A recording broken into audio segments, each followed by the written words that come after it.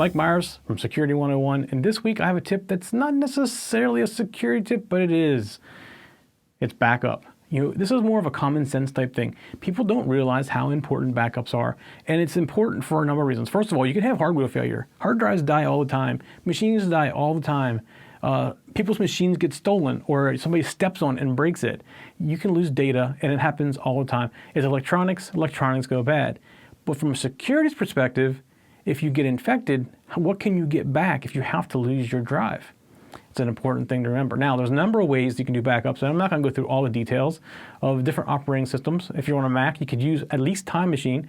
There are better things on there than Time Machine, but Time Machine works pretty good for the average person. On Windows, there's Windows Backup. You just got to have somewhere to store it. You get an external drive, plug it in, set it up automatically. Now, another way you could do it, which is probably a little bit safer because those drives are attached to your computer, and if your machine gets infected, it can get infected as well, is use something like Carbonite. Now, this is not a no commission from me for Carbonite. I do use Carbonite, and I love it. And there's other ones like Carbonite that I cannot comment on how well they work. However, the thing about those cloud-based backup services is that data is stored at them. They do not necessarily have a drive attached to your machine. You may back up the virus, but you can restore everything else. And just if you find out where the virus is at, you just get past it and don't have to restore that part of it. So it's always been burnt in a lot of people's heads, backup, backup, backup. But so many people do nothing, nothing, nothing. And we just want to make sure that we try to drill it into your head up here, that backups are good. And there's many easy and low-cost ways to do backup. I believe Carbonite is like $60 a year. You turn it on, it does it all. You don't have to worry about it. It just works. And the other services, I'm sure, work just as well as Carbonite. I just can't comment on them because I don't use them.